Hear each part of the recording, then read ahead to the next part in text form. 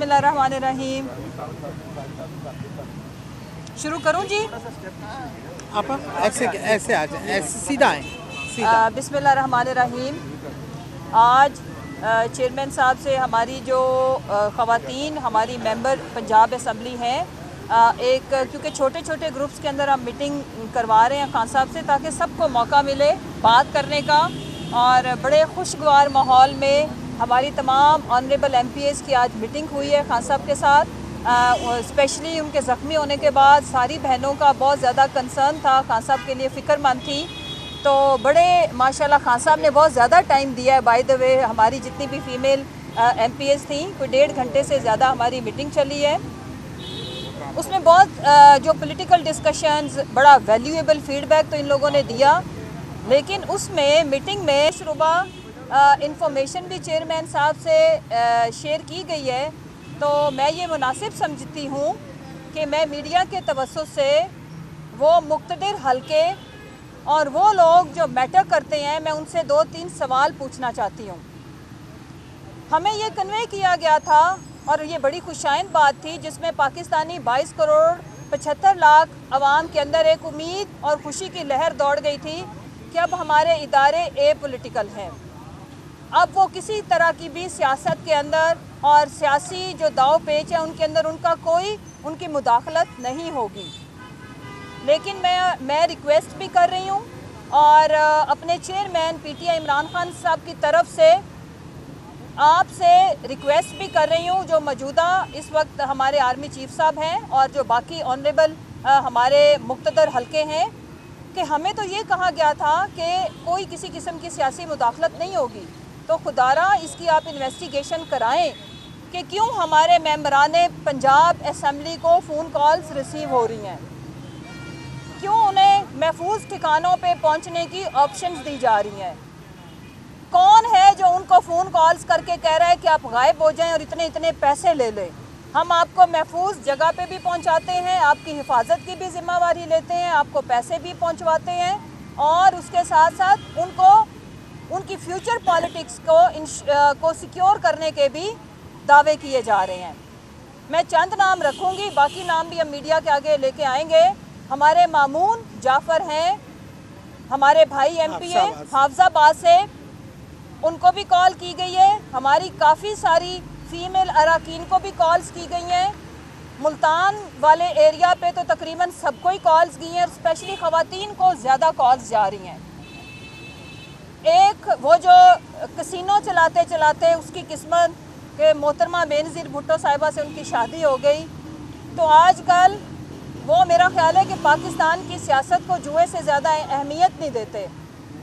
वो जिसको खिलाड़ी कहा जाता है, सब पे भारी कहा जाता है, तारीख गवाह रहेगी और गवाह है कि सबसे भारी तो वो भुट्टो ख़ानदान पे गुजरा, सबसे भारी तो गुजरा पीपल्स पार्टी के ऊपर के वफाक की जमात को सिंध में सुकेड़ दिया। और अभी कोई सुना है कि डॉलर शॉलर बोरियां शोरियां लेके उनके जो अहलकार हैं, जो उनके जो दरबारी हैं, वो यहाँ पे हमारी ख़वातीन को भी कॉल्स करवा रहे हैं और उनको ऑफ़र दे रहे हैं। तो मैं इनको बताना चाहती हूँ, मैं आज ओपन ऑफ़र रखती हूँ। 5-5 अरब रुपए अगर आप देना चाहते हैं तो हम मीडिया के आगे आपसे मांग रहे हैं, दे दें। उसके बाद फिर हम आपको बताएंगे कि हम 5 अरब से 12 जरदारी शुरू करना। 5 अरब आपकी औकात है तो हमारी किसी ये जितनी भी यहाँ पे अराकीन असम्बली खड़ी हैं उनको कॉल करना। उसके बाद वो आपको एक जवाब भी देंगी। वो जवाब जब वो कॉल आएगी तो उसके बाद मैं फिर मीडिया में एक प्रेस कॉन्फ्रेंस करके आपको बताऊँगी। आप बेशर्मों को ये मैं बताना चाहती हूँ कि PTI के जो ये लोग खड़े हैं ना, ये फॉर सेल नहीं है। ये बिकाऊ होते तो पहले वो जो आपने लोटा फैक्ट्री बनाई थी ना, पहले जो आप लोगों ने अपनी तरफ से बड़े मार के मारे थे, ये उस फेज़ में चले जाते, तब भी इनको ऑफर्स थी। ये हमारी वो ऑनरेबल मेंबर्स हैं जो हरास करने के ऊपर, डराने के ऊपर, धमकाने के ऊपर और कई करोड़ों की ऑफ़र को उन्होंने लानत भेजी और लात मार के उन्होंने कहा कि हमारी लॉयल्टी वफादारी की कोई कीमत नहीं है, आप हमारे ऊपर टैग नहीं लगा सकते। तो तुम लोगों को मैं तुम्हारी औकात दिखाते हुए बताती चली जाऊँ, ये ड्रामे बंद करो, ये तमाशा बंद होना चाहिए इस मुल्क के अंदर। हम फॉर सेल नहीं है, क्योंकि हमारा चेयरमैन भी फॉर सेल नहीं है। कोई मुल नहीं लगा सका उनका, ना अल्लाह के हुक्म से लगा सकेगा। जब आप हमारा मुल नहीं लगा सकते हो तो फिर आप एक घिनौना धंधा शुरू कर देते हो। वो है ब्लैकमेलिंग का, वो है उठाने का, वो है लोगों की टोटा मैन्युफैक्चरिंग का, जिसमें आप ऑडियो वीडियो लॉन्च करते हो। तो मैं आपको बताना चाहती हूँ कि इंशाल्लाह पाकिस्तान तहरीके इंसाफ के साथ हैं, पाकिस्तान के साथ खड़े हैं और रूल ऑफ लॉ के लिए अपनी स्ट्रगल को जारी रखेंगे। अपने जो हमारे ह्यूमन राइट्स हैं, बेसिक राइट्स हैं, उनकी जंग हम जारी रखेंगे आयन और कानून के दायरा कार के अंदर रहते हुए। अब सादिया सुहेल साहिबा भी बात करेंगे और उनके बाद शमीम आफ्ताब साहिबा बात करेंगे। आप सेंटर में आए। मैं भी करूँगा। करें। बिस्मिल्लाहिर्रहमानिर्रहीम। मुसरत की बात को मैं आगे बढ़ाते हुए, अभी हमारी जो इमरान खान साहब से, हमारे लीडर से जो मुलाकात हुई 1.5 घंटे पे मुश्तमिल थी, और हम चूँकि जितनी माशाल्लाह ख़वातीन यहाँ खड़ी हैं, ये अपने लीडर की ग्रास रूट वर्कर हैं, जो आज अल्हम्दुलिल्लाह अल्लाह के बाद लीडर की दी हुई इज़्ज़त है जो हम यहाँ खड़े हैं। और हमारी हर किस्म के बहुत खुशगवार मूड में मैंने अपने लीडर को देखा भी, तकालीफ के बावजूद उनके अज़म, उनके हौसले को वैसे ही बुलंद पाया हमेशा की तरह।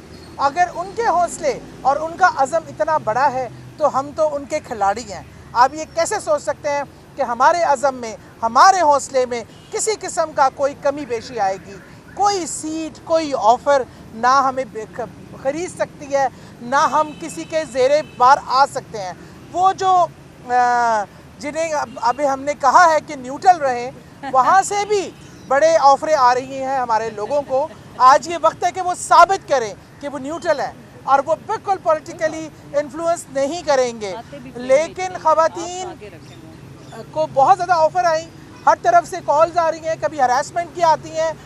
मेरे पे केसेस हुए इक़दाम कत्ल के, दहशतगर्दी के, हमने वो भी सहे, घरों में छापे सहे।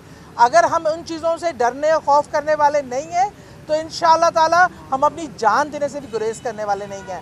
हम अपने इमरान खान, अपने लीडर, जो एक लीडर सिर्फ पाकिस्तान का नहीं रहा, ये मुसलमान उम्मा का लीडर है, और अल्लाह ताला ने इस बुज़दिलाना हमले पर उस बहादुर लीडर को नई ज़िंदगी दी है।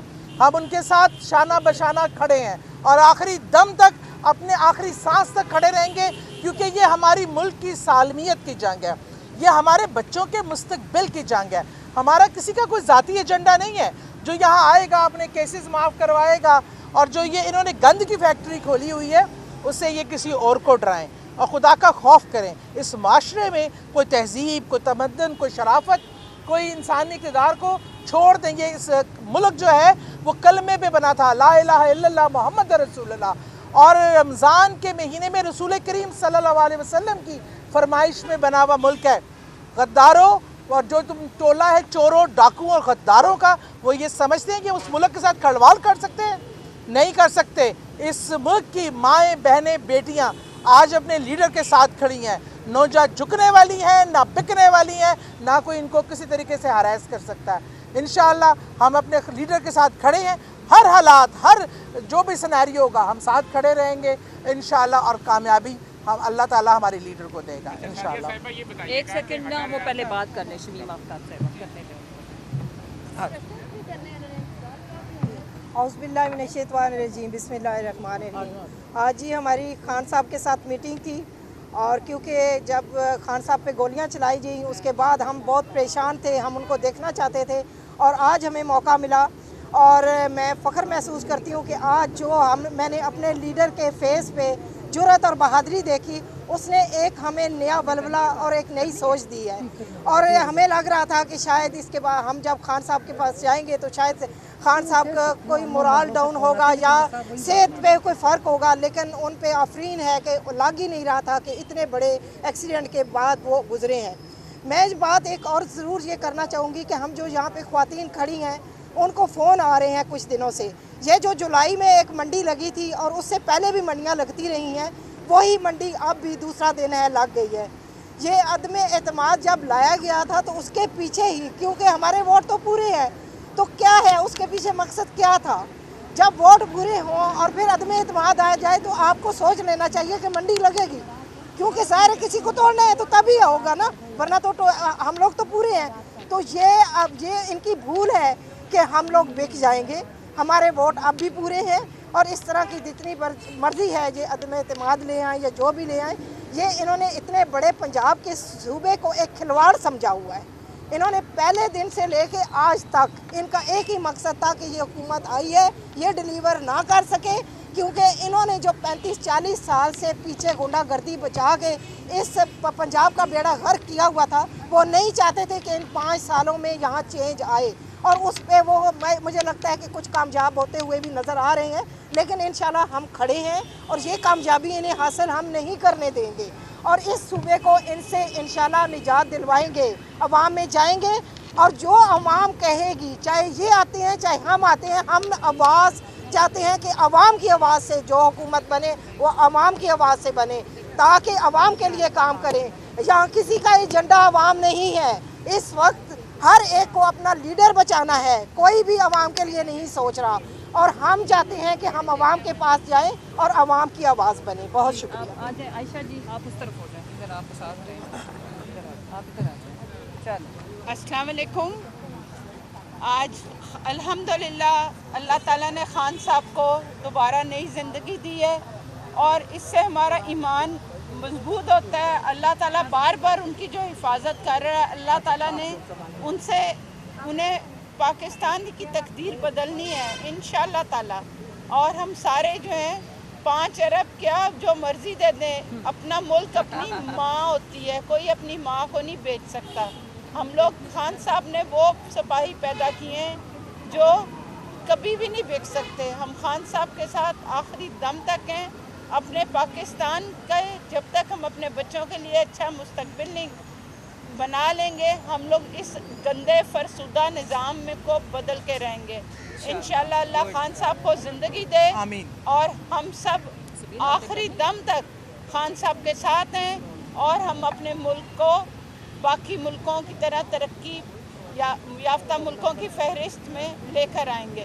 पाकिस्तान जिंदाबाद, इमरान खान जिंदाबाद। वेरी गुड जी। आ जाए साथ में जी, है सवाल। अच्छा ये बताइएगा कि जो आप लोग फ़ोन का जिक्र कर रहे हैं, क्या ये फ़ोन किसी सियासी जमात या पीपल्स पार्टी जिस तरह जरदारी साहब की तरफ इशारा कर रही हैं उनकी तरफ से आ रहे हैं या फिर बराह रास्त हसास इदारों की तरफ से आ रहे हैं? और अगर किसी भी इदारे की तरफ से या 2 नंबर से ऐसी कॉल आ रही तो क्या पार्टी की आदत ने कोई फैसला किया है कि किसी आला सतह पर शाह महमूद या फवाद चौधरी को जाके मिलिट्री लीडरशिप को ये बताए कि अगर आप ए पॉलिटिकल हैं तो इस किस्म के सवालात, इस किस्म के फ़ोन क्यों आ रहे हैं आप? जी मैं अर्ज़ करती हूँ, एक तो ये बात बताऊँ कि दोनों साइड से फ़ोन कॉल्स आ रही हैं।